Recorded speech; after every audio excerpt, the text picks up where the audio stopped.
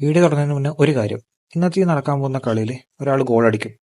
ആ ഗോൾ അടിക്കുന്നത് ആരാളെന്ന്, അതുപോലെ തന്നെ ആ ഗോളിന് അസിസ്റ്റ് ചെയ്യുന്ന ആരാളെന്ന് നിങ്ങൾ ഇപ്പോൾ ഇവിടെ പോസ്റ്റ് ചെയ്തിട്ട് കമൻറ്റ് ചെയ്യും. നമുക്ക് നോക്കാം എത്ര പേർക്ക് ശരിയാവുന്നു. ആൻഡ് സെക്കൻഡ് തിങ്, നിങ്ങളിപ്പോൾ ബാക്കിയുള്ള വീഡിയോ ഒന്നും കാണാണ്ടാണ് വീഡിയോ കാണുന്നുണ്ടെങ്കിൽ നിങ്ങൾക്കൊരു പിണ്ണാക്കും മനസ്സിലാകാൻ പോകുന്നില്ല. അപ്പോൾ ബാക്കിയുള്ളതിൻ്റെ ലിങ്ക് ഞാൻ അടിയിൽ പ്ലേലിസ്റ്റ് ആയിട്ട് കൊടുക്കാം. ഇനി ഇൻട്രോ ഒന്നും പറഞ്ഞിട്ട് സമയം കളയുന്നില്ല. If you are interested, keep watching.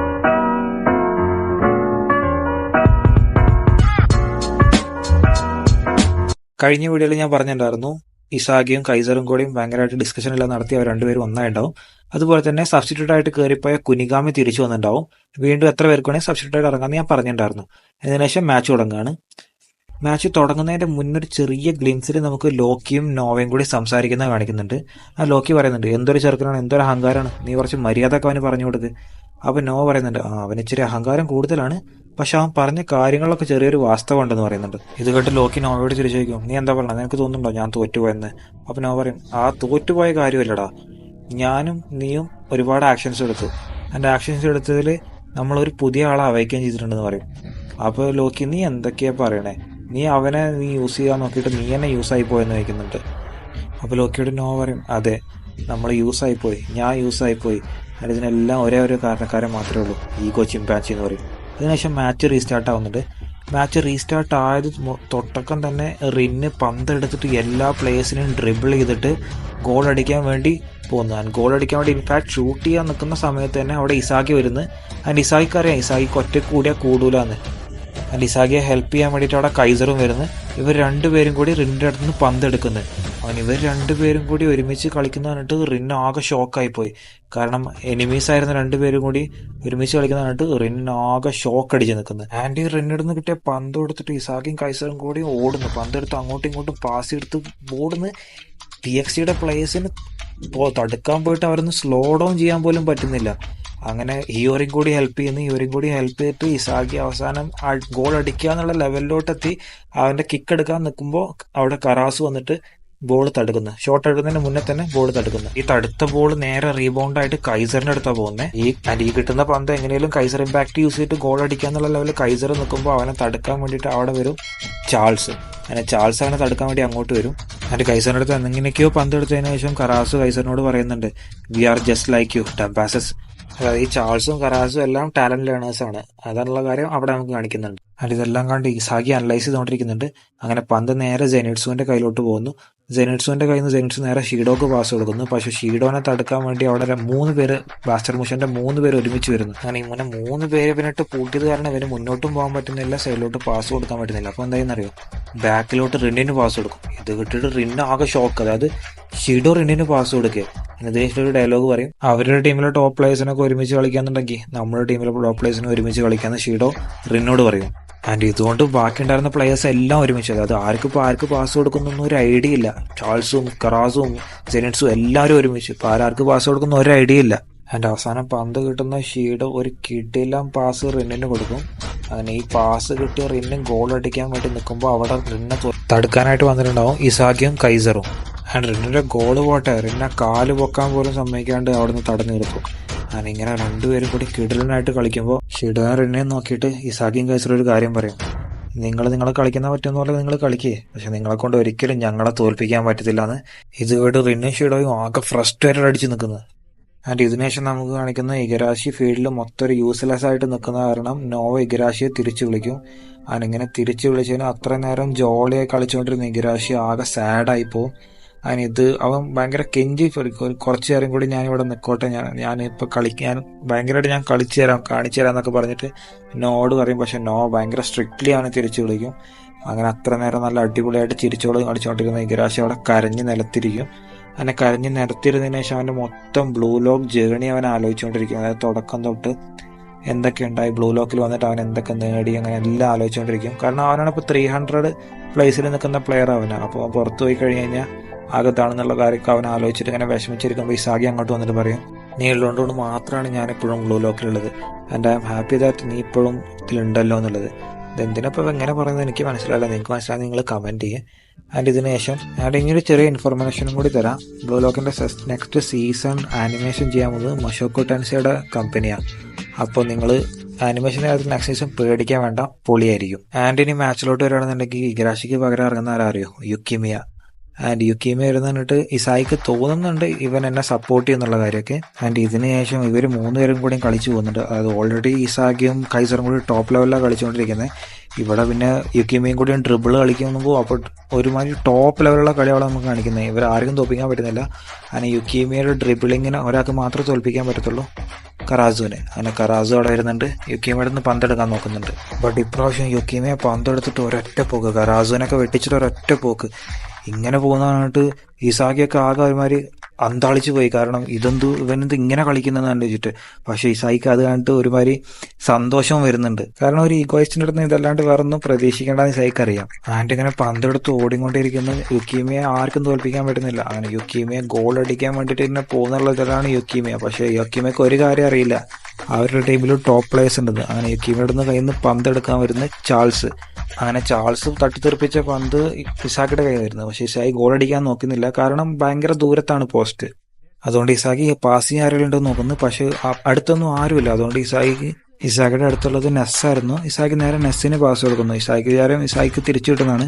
പക്ഷെ നെസ് ഇപ്പോഴും പന്ത് കിട്ടിയതിന് ശേഷം കൈസറിനെയാണ് അന്വേഷിച്ചുകൊണ്ടിരിക്കുന്നത്. അതിന്റെ പന്ത് കാലിൽ വെച്ചിട്ട് കൈസറിനെ നോക്കിക്കൊണ്ടിരിക്കുന്ന നെസ്സിന്റെ അടുത്ത് ഈസി ആയിട്ട് വന്ന് കറാസ് പന്ത് എടുത്തുകൊണ്ട് പോകുന്നു. അങ്ങനെ ഇങ്ങനെയുള്ള ഒരു പാനൽ കാണിച്ചിട്ട് നമുക്ക് വീണ്ടും കാണിച്ചു തരുന്നത് നെസ് ഇപ്പോൾ പാസ് ചെയ്യാൻ പോലും ഒരു കഴിവില്ലാത്തവനായി മാറിക്കൊണ്ടിരിക്കുകയാണ്. അതായത് കൈസറിന്റെ പിന്നാലെ വന്നിട്ട് നെസ് ഒന്നും ചെയ്യാൻ പറ്റാണ്ടിരിക്കുകയാണ്. ആൻഡ് ഇസാക്കിയുടെ ഭാഷയിൽ പറയുകയാണെന്നുണ്ടെങ്കിൽ ഹീസ് യൂസ്ലെസ്. ആൻഡ് ഇങ്ങനെ നിൽക്കുന്ന നെസ്സിനായിട്ട് യുക്കിയമയ്ക്ക് പാകുന്നുണ്ട്. കാരണം യുക്കിയമയ്ക്ക് അവന്റെ കാര്യങ്ങളൊക്കെ ആലോചിച്ചിട്ട് യുക്കിയമയ്ക്ക് നെസ്സിനോട് പാകുന്നുണ്ട്. പക്ഷെ നെസ്സിന്റെ കാര്യം യുക്കിയമേനെക്കാട്ടിയും കഷ്ടം. കാരണം യുക്കിയമെ സ്വന്തം കാര്യം നോക്കി നിൽക്കുന്നത്. പക്ഷെ നെസ് മൊത്തമായിട്ട് നോക്കിയിരുന്നത് കൈസറിന് വേണ്ടി മാത്രമാണ്. നെസ് ഇത്രയും കാലം കളിച്ച് കൈസറിന് വേണ്ടി മാത്രമാണ്. ആൻഡ് ആ കൈസർ തന്നെ ഇപ്പൊ നെസ്സിന്റെ ഈ കളി കണ്ടിട്ട് നെസ്സിനെ ഭയങ്കര തരം താഴ്ത്തി പറയുന്നു. അതായത് നിന്നെ കൊണ്ടൊരു ഉപകാരമില്ല, നീ സോക്കർ നിർത്തിക്കോ എന്ന് പറയുന്നത്. ആൻഡ് ഇത് കേട്ട് നെസ് വീണ്ടും വിഷമിക്കുന്നു. ആൻഡ് വിഷമിച്ചിട്ട് നെസ് തിരിച്ചു പറയുന്നത്, ഇല്ല, എനിക്ക് ഫുട്ബോൾ ഗിവ് അപ്പ് ചെയ്യാൻ പറ്റത്തില്ല, എനിക്ക് നിന്നെ വേൾഡിലെ ബെസ്റ്റ് പ്ലെയർ ആക്കണം. ആൻഡ് പഴയ കൈസറായിരുന്നുണ്ടെങ്കിൽ ഇത് കേട്ടിട്ട് എന്തായാലും സന്തോഷം ഉണ്ടാകും. ബട്ട് ഞങ്ങൾക്കിപ്പോൾ അവിടെ അങ്ങനെ ഒരു പ്ലെയറിൻ്റെ ആവശ്യമില്ല. ഒരു സ്വന്തമായിട്ടൊരു ഗോളും ഇല്ലാണ്ട് ഒന്നും ചെയ്യാണ്ട് നടക്കുന്ന ഒരു പ്ലെയറിനെ ഞങ്ങൾക്കിപ്പോൾ ഇവിടെ ആവശ്യമില്ല എന്ന് പറയും.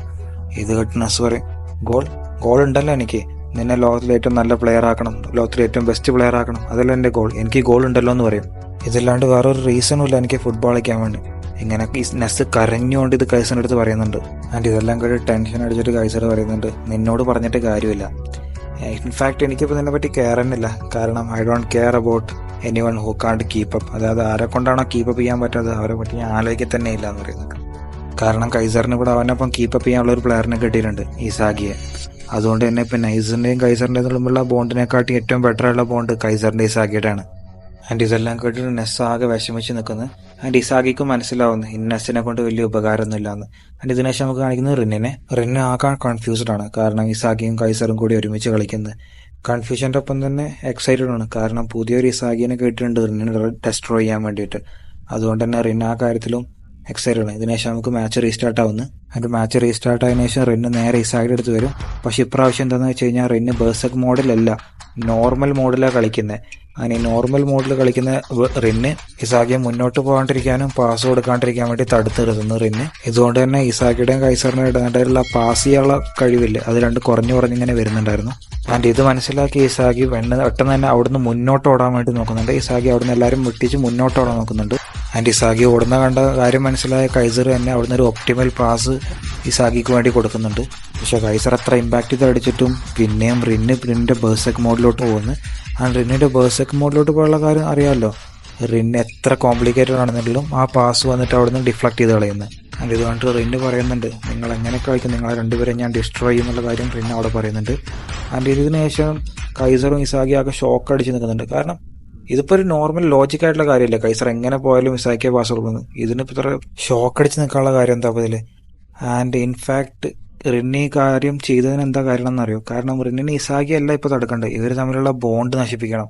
അത് കൈസറും റിന്നും തമ്മിലുള്ള ബോണ്ട് നശിപ്പിക്കണം റിന്നിപ്പോൾ, അതാണ് റിന്റെ ആവശ്യം. അങ്ങനെ റീബോണ്ട് ബോൾ ചെയ്യുന്നത് ചാൾസിന്റെ കയ്യിലാണ്. ആൻഡ് ഇവിടുന്ന് PXയുടെ കൗണ്ടർ തുടങ്ങുന്നു. ആൻഡ് സീന് വീണ്ടും തിരിച്ച് ഇസാഗിനെ കാണിക്കുന്നുണ്ട്.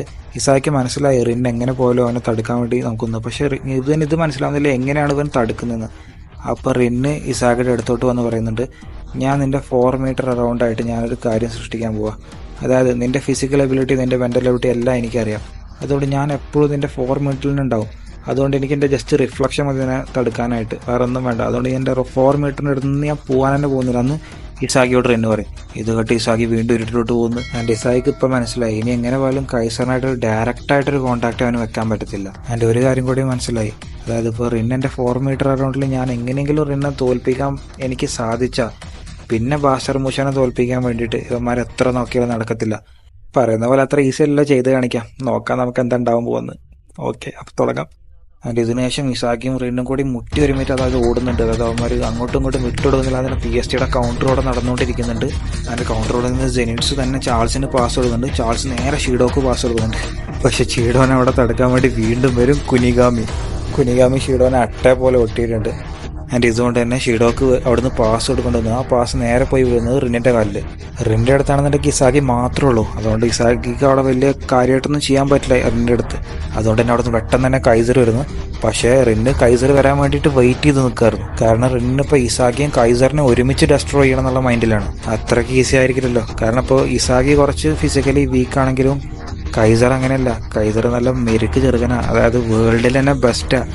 അവനത്ര വിചാരിക്കുന്ന പോലെ റിന് തോൽപ്പിക്കാൻ പറ്റില്ല. നന്നായിട്ട് പ്രസ് ചെയ്യുന്നു അങ്ങോട്ടും ഇങ്ങോട്ടും. ഈ പ്രസ് കണ്ടിട്ട്, അതായത് ഇവർ ഈ പ്രസ് ചെയ്ത് കളിക്കുന്ന കണ്ടിട്ട് ഓഡിയൻസ് എല്ലാം ഭയങ്കരമായിട്ട് ജോഷിൽ നിൽക്കുന്നു, അതായത് ഭയങ്കരമായിട്ട് ഹൈപ്പിൽ നിൽക്കുന്നു. കാരണം കൈസർ ഇങ്ങനെ ഡിഫെൻസ് ചെയ്യുന്ന ഓഡിയൻസ് എക്സ്പെക്ട് ചെയ്യുന്നില്ല. ആൻഡ് കൈസർ ഇങ്ങനെ മാറിയെന്നുള്ള കാരണം കൈസർ ഇസാഗിക്ക് കൊടുക്കും. കാരണം കൈസർ ഇസാഗിയോട് പറയും, നീ ഇല്ലായിരുന്നുണ്ടെങ്കിൽ എനിക്ക് എൻ്റെ പാസ്റ്റ് ഒന്നും ഓർമ്മ വരില്ലായിരുന്നു, ഞാനിപ്പോൾ ഇങ്ങനെ നിൽക്കുന്ന പോലെ ഞാൻ നിൽക്കില്ലായിരുന്നു, ഞാൻ പഴയ പോലെ തന്നെ കളിച്ചുകൊണ്ടിരിക്കുന്നു എന്നുള്ള കാര്യം കൈസർ ആലോചിക്കുന്നുണ്ട്. ബിക്കോസ് ഇത് ആദ്യമായിട്ടാണ് കൈസർ ഇത്രയും ഡെസ്പറേറ്റായിട്ട് കളിക്കുന്നത്.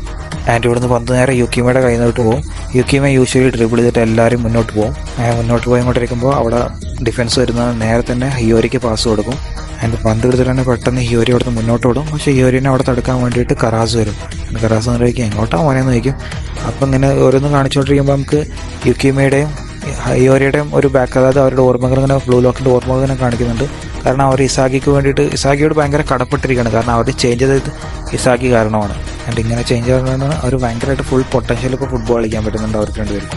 ആൻഡ് ഹിയോരി കറാസുമായിട്ട് പ്രസ് ചെയ്തുകൊണ്ടിരിക്കുമ്പോൾ പിന്നെ നിന്ന് കൈസറും ഇസാഗിയും മുന്നോട്ട് ഓടിക്കൊണ്ട് വരുന്നുണ്ട്. അങ്ങനെ മുന്നോട്ട് ഓടി വരുന്ന കൈസറും ഇസാഗിൻ്റെ പിന്നിൽ ഒരാളുണ്ട്, നെസ്. ഇപ്പോഴും കൺഫ്യൂസ്ഡാണ് എന്ത് ചെയ്യണമെന്ന് അറിയാണ്ട്. ആൻഡ് ഭയങ്കരമായിട്ട് ഫ്രസ്ട്രേറ്റഡ് ആണ്. കാരണം ആർക്ക് വേണ്ടിയിട്ടാണ് ഫുട്ബോൾ കളിക്കാൻ തുടങ്ങിയത് അവൻ തന്നെ ഇപ്പോൾ തള്ളി പറയുമ്പോൾ എല്ലാവർക്കും ഉണ്ടാകുന്ന ഫ്രസ്ട്രേഷൻ അല്ലേ, അതാണ് ഇപ്പോൾ നെസ്സിന്. നെസ് ഇപ്പോഴും ഇങ്ങനെ കൺഫ്യൂസ്ഡ് ആയിട്ടും വിഷമിച്ച് നിൽക്കുകയാണ്. അതിന് ഇതിനുശേഷം മുന്നോട്ട് ഓടിക്കൊണ്ടിരിക്കുന്ന ഇസാഗിയും കൈസറിനെയും ഒളിപ്പിക്കാൻ വേണ്ടി വീണ്ടും റിന്ന് അവിടെ വരും. അങ്ങനെ ഇപ്രാവശ്യം ഇസാഗിയെ വിട്ടിട്ട് റിന്ന് നേരെ കൈസറിനെ പ്രസ് ചെയ്തുകൊണ്ടിരിക്കും. എൻ്റെ കൈസറിന് മനസ്സിലാവുന്നില്ല ഈ ചെറുക്കനപ്പോൾ എങ്ങനെ റിന്ന് തള്ളിയിട്ട് മുന്നോട്ട് പോകാമെന്നില്ല. അപ്പോൾ ഇസാഗി അവിടെ വന്നിട്ടൊരു ഐഡിയ പറയും. അതായത് നീ ആദ്യം ലെഫ്റ്റിലോട്ട് ഓട്, എന്നിട്ട് റൈറ്റിലോട്ട് ഓട്, ഞാൻ ആദ്യം റൈറ്റിലോട്ട് ഓടാം, എന്നിട്ട് ലെഫ്റ്റിലോട്ട് ഓടാം. ഇങ്ങനെ ഡയഗണലി നമുക്ക് രണ്ടുപേർക്കും അങ്ങോട്ടും ഇങ്ങോട്ടും ഓടാം.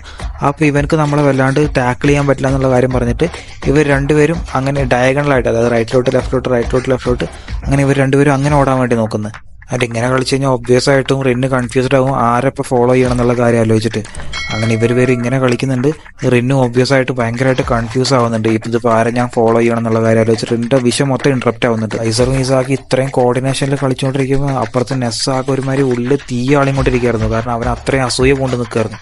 ആൻഡ് ഇതിനുശേഷം നമുക്ക് നെസ്സിൻ്റെ കുറച്ച് ബാക്ക് സ്റ്റോറി എല്ലാം കാണിക്കുന്നുണ്ട്. നെസ്സിന് എവിടെയാണ് പിഴച്ചത്, അതായത് ഇപ്പോൾ എന്താ ഇനി ചെയ്യേണ്ടതെന്നുള്ള കാര്യമെല്ലാം ആലോചിച്ച് നെസ്സിനെ കാണിക്കുന്നുണ്ട്.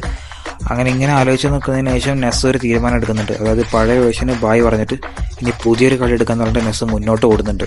ഇതിനുശേഷം നമുക്ക് ഹിയോരിയെ കാണിക്കുന്നുണ്ട്. ഹിയോരിയുടെ പിന്നിൽ എപ്പോഴും കറാസും ഉണ്ട്. അങ്ങനെ ഹിയോരി ആലോചിക്കുന്നുണ്ട് എങ്ങനെയാണ് ഇപ്പോൾ പന്ത് കിട്ടിക്കഴിഞ്ഞ് കഴിഞ്ഞാൽ അത് ഇസായിക്കോ കൈസറിനോ എങ്ങനെയാണ് പാസ് കൊടുക്കുക എന്നുള്ള കാര്യം ഹിയോരി ആലോചിച്ച് നിൽക്കുന്നുണ്ട്.